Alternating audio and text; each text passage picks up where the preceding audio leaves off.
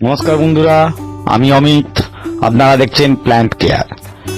আজ আমাদের যে প্রতিবেদন তাতে আমরা আলোচনা করতে চলেছি বাড়িতে যে ডিমের খোলা ইউজ করি সেই ডিমের খোলাগুলি গাছগুলোকে যেভাবে ইউজ করা হয় সেই ইউজটি আরো ভালো করে ইউজ করতে গেলে কি করতে হবে। গাছে যে আমাদের সুন্দর ফুল পেতে গেলে যে আমাদের ক্যালসিয়ামের প্রয়োজন হয়, সেই ক্যালসিয়াম পেতে আমরা কি করে ডিমের খোলা ইউজ করলে গাছটি সুন্দর হবে সেটির জন্যই আজকের প্রতিবেদন।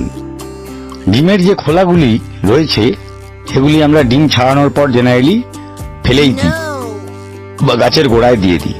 এই গাছের গোড়া দেওয়ার আগে আমরা যদি এই ডিমের খোলাগুলিকে একটু গুঁড়ো করে নিয়ে তাতে যদি একটি কাপের মধ্যে বা কোনো বাটিতে সামান্য পরিমাণ আমরা যে ভিনিগার বাড়িতে ব্যবহার করি সেই ভিনিগারের মধ্যে কিছুক্ষণ চুবিয়ে রেখে মানে 4 থেকে 6 ঘন্টা মিনিমাম যদি এর মধ্যে ভিজিয়ে রেখে দেয়া হয় তাহলে সেই ডিমের খোলাগুলি আপনি প্রচন্ড আরো ভালো ক্যালসিয়াম হিসেবে কাজে লাগাতে পারবেন।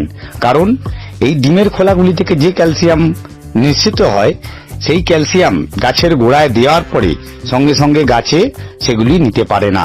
তার কারণ মাটিতে মেশার পর বহুদিন টাইম লাগে সেখান থেকে ক্যালসিয়াম নির্গত হতে। আমাদের এই ভিনিগারের মধ্যে অ্যাসিটিক অ্যাসিড রয়েছে, সেই অ্যাসিটিক অ্যাসিড ডিমের খোলার সঙ্গে বিক্রিয়া করলে আপনার প্রচুর পরিমাণে ক্যালসিয়াম নিঃসৃত হতে থাকে। সেই ক্যালসিয়াম ডাইরেক্ট গাছ নিতে পারে। আসুন দেখে নেওয়া যাক কি করে আমরা জিনিসটিকে বাইরে বের করে নিচ্ছি।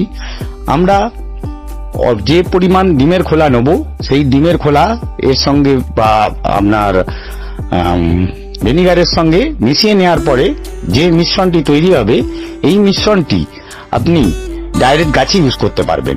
এই যে আপনি কাপের মধ্যে থেকে আমরা জলে মিশিয়ে নিলাম, এই জলে মিশিয়ে নেওয়া এই ভিনিগারটি আপনি ডাইরেক্ট জলে ইউজ করতে পারবেন।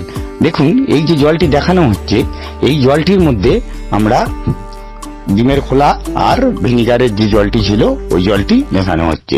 এই বালতিতে এখন 10 লিটার জল আছে। এই 10 লিটার জলের সঙ্গে আমরা যে 750 ml এর মতন যে ডিমের খোলা আর ভিনিগারের মিশ্রণটি ছিল সেটি মিশিয়ে নিচ্ছি। এই ডিমের খোলাটি ভালো করে মিশ্রিত করতে থাকুন। এই ডিমের খোলার মধ্যে এখন ডিমের খোলার যে মিশ্রণটি তৈরি হয়েছে আপনার ভিনিগারের সাথে তার মধ্যে ক্যালসিয়াম কার্বনেট আপনার 94% এর মতন আপনি পেতে পারেন। এই ক্যালসিয়াম কার্বনেটের সাথে আপনি ম্যাগনেসিয়াম কার্বনেটও থাকবে এর মধ্যে, তার সঙ্গে ক্যালসিয়াম ফসফেটও প্রচুর পরিমাণে আছে। এছাড়াও এর সাথে আমি কিছুটা আমাদের এপসাম সল্ট মানে ম্যাগনেসিয়াম সালফেট সেটিও আপনার এই 2 গ্রাম করে পার লিটার হিসেবে 20 গ্রাম আমরা এখানে জলেতে মিশ্রণের সঙ্গে মিশিয়ে নেব। তাহলে ম্যাগনেসিয়ামটিও এর মধ্যে প্রচুর পরিমাণে আপনার গাছ পেতে পারে। এই মিশ্রণটি আপনি গাছে ডাইরেক্ট ব্যবহার করতে পারবেন।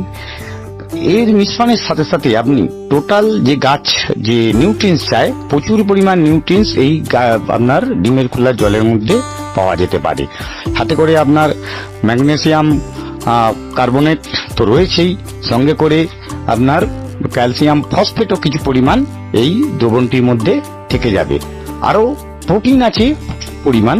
এই ডিমের খোলা যদি এইরকম ভাবেই গাছেতে ইউজ করা যায় তাহলে দ্রবণটি খুব সুন্দর তৈরি হতে পারে।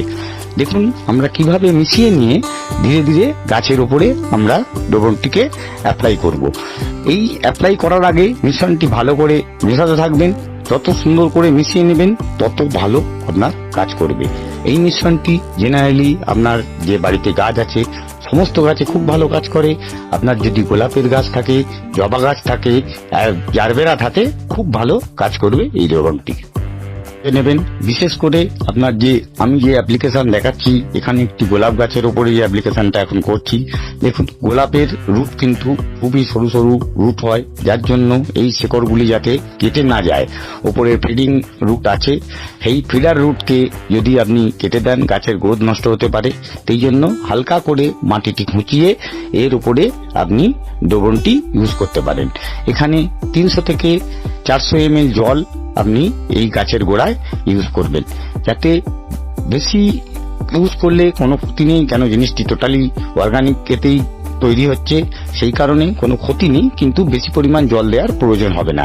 এতে করেই গাছ প্রচুর পরিমাণে খাবার পাবে। আর আপনি ঠিক এই দ্রবণটি আপনি অন্যান্য গাছের প্রতিও, আমি যেমন বললাম জারবেরা প্রচুর পরিমাণে ক্যালসিয়ামের প্রয়োজন হয়, ক্যালসিয়াম খুব ভালোবাসে জারবেরা। সাথে করে অ্যাসিটিক মাটি, আপনার মাটিটিকেও অ্যাসিটিক তৈরি করে দেবে আমাদের এই দ্রবণটি। এই যে দ্রবণ দেখুন, এর মধ্যে বুদবুদ উঠে আস্তে আস্তে ধীরে ধীরে তৈরি হচ্ছে। আমি আগে যে দ্রবণটি তৈরি করে রেখেছিলাম সেটি আমি ইউজ করে দেখাচ্ছি আপনাদের।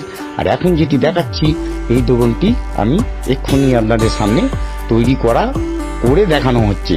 এখানে বিক্রিয়া শুরু হয়ে গেছে, এর মধ্যে থেকে বাবেল তৈরি হচ্ছে। আপনারা যখন বাড়িতে করবেন নিজের চোখের সামনে দেখতে পাবেন কিভাবে বুদবুদ উঠে মিশ্রণটি তৈরি হতে থাকে। এটি যদি আপনি 5 থেকে 6 ঘন্টা রেখে দিতে পারেন তবেই কিন্তু জিনিসটি সুন্দর এবং গাছের জন্য উপযোগী তৈরি হবে। এই মিশ্রণ আপনি দেখুন, আমি এখানে আমার যে জবা গাছটি রয়েছে সেই জবা গাছ, এছাড়া অ্যাডেনিয়াম গাছের ওপরও ডাইরেক্ট অ্যাপ্লাই করছি। এই গাছ আজকে বৃষ্টিমুখর দিন, আমাদের এখানে ধীরে ধীরে বৃষ্টি পড়ছে, ঠিক সেই সময়ই আমি এগুলোকে ইউজ করছি। আপনারা ডাইরেক্ট গাছের গোড়ায় ইউজ করুন। যদি ভিডিওটি ভালো লাগে আপনারা লাইক করুন, শেয়ার করুন, সাবস্ক্রাইব করুন এবং আমাদের পাশে থাকুন। নমস্কার।